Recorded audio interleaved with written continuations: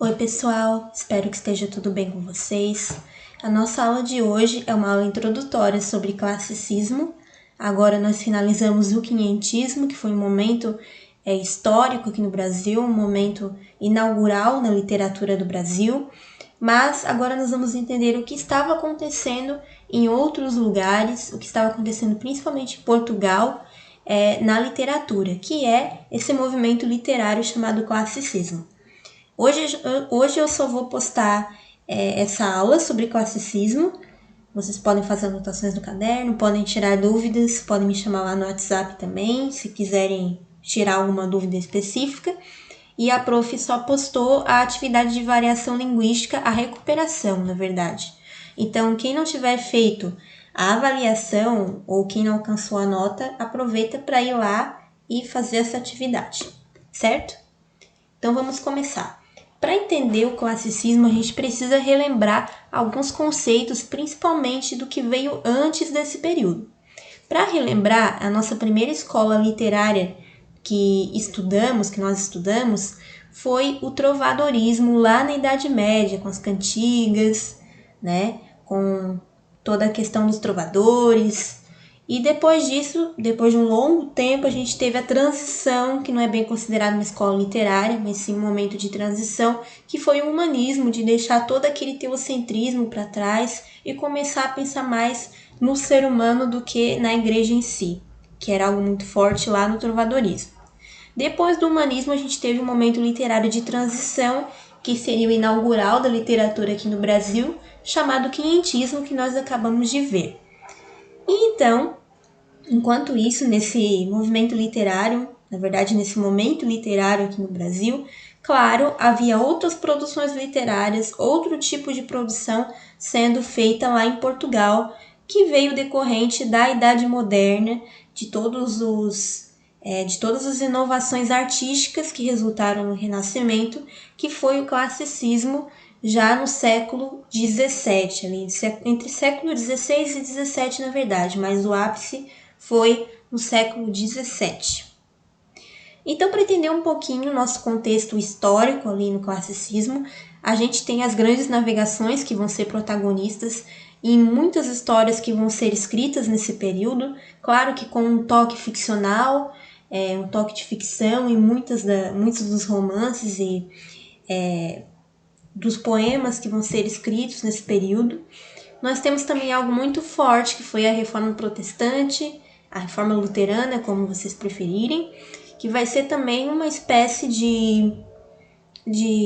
vamos dizer, de força a mais para fazer a Igreja Católica cair, porque ela já vem caindo, né? De repente, vem caindo, principalmente ali a partir do humanismo, mas aqui foi um reforço a mais para que o ser humano comece mais a pensar por si. Então, essa reforma ajudou a sair um pouco ao redor ali do catolicismo, o fim do sistema feudal e o começo do capitalismo. Então a gente tem a formação da burguesia muito mais forte aqui, as pessoas vão começar a querer lucrar mais, vão se esquecer daquela coisa da Igreja Católica que eles diziam que, mas ficar rico não é de Deus, se Deus não te fez rico é porque não é para você ser.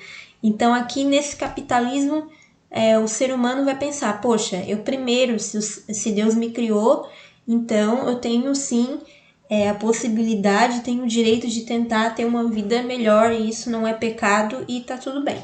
Então esse já é um pensamento de questionar a Igreja Católica, que já vem sendo feito lá desde o humanismo, por isso esse contexto histórico e as características são muito parecidas com o humanismo. O marco inicial do movimento foi a chegada do poeta Francisco Sá de Miranda, ou simplesmente Sá de Miranda, a Portugal, que é esse carinha que eu coloquei ali no canto. Não tem muitos retratos dele, né? Na época não tinha fotografia ainda, era só esses retratos. E pasmem vocês, só tem 2 fotos dele na internet. Fotos entre aspas, né? São só retratos pintados. Então, meio complicado, assim. Mas ele foi um cara que marcou o início do classicismo lá em Portugal, porque as tendências classicistas começaram lá na Itália.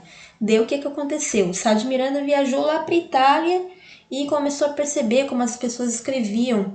Nessa época teve uma produção que começou a ser feita chamada soneto, não sei se vocês já ouviram falar. E essa produção a gente vai estudar um pouquinho no decorrer das aulas, mas para simplificar a situação, Sá de Miranda começou a perceber a forma que as pessoas começaram a escrever, e o Sá de Miranda ele participou de uma obra chamada Cancioneiro Geral, lá na época humanista. Então ele era um cara que gostava da estética, mas conforme as viagens dele lá na Itália, ele começou a se interessar no classicismo, porque o classicismo veio primeiro para lá. Então ele viajou para lá, começou a desenvolver as técnicas e depois voltou ao Portugal com essa nova estética. Então ele foi a pessoa que deu início a todo o classicismo lá dentro de Portugal. As características do classicismo. Valorização do homem como centro do classicismo filosófico. Então, como eu disse para vocês, né? Teocentrismo já foi deixado lá no trovadorismo, e aqui, mais uma vez, tem uma veia humanista de se trazer o pensamento racional, o ser humano, ele primeiro. Experiências amorosas vistas por um viés racional. Então aqui tem um cunho sim de idealização, não só da mulher amada, mas da pessoa amada num todo. Mas como vocês vão ver, geralmente da mulher amada, porque a gente não tem registros de mulheres que escrevem nessa época. Mas elas não escreviam sim, elas escreviam, mas como vocês sabem, né, não tinha registro por motivos muito óbvios de machismo e etc. Mas as experiências amorosas vistas por um viés racional, ou seja, sim, vai ter descritivismo do sofrimento por amor, toda aquela coisa, mas vista por um viés mais filosófico, mas é porque eu sofro tanto por essa pessoa, né?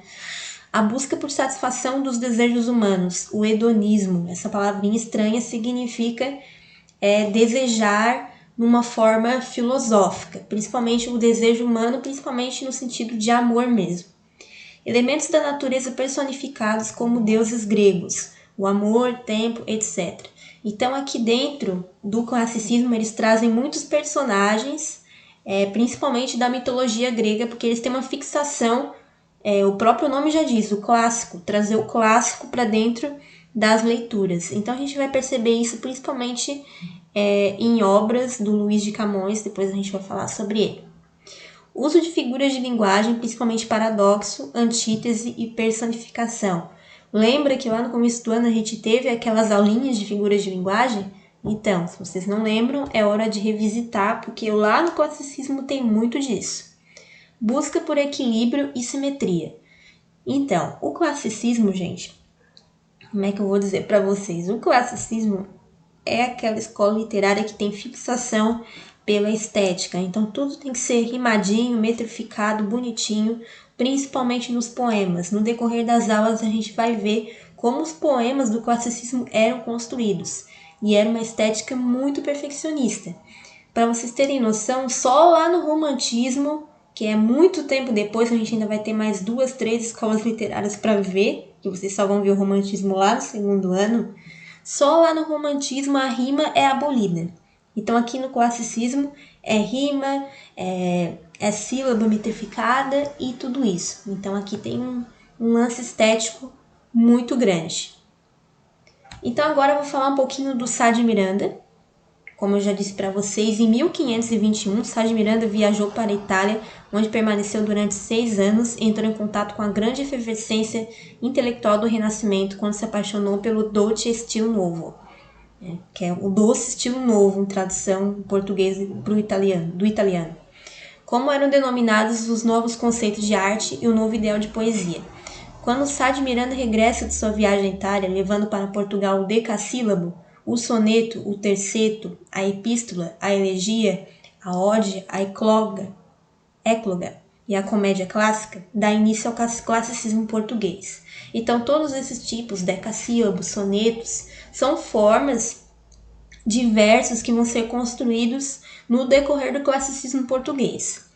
Em 1527, Sá de Miranda compõe Os Estrangeiros, uma comédia em prosa que inaugura com as novidades da Renascença italiana o período clássico português, que se prolongará até 1580 com a morte de Camões, o escritor português mais importante do século XVI. Então, para vocês terem uma noção, esse cara aqui foi o que inaugurou. O Sá de Miranda, junto com Luís Vaz de Camões, são os dois escritores mais importantes desse período em Portugal.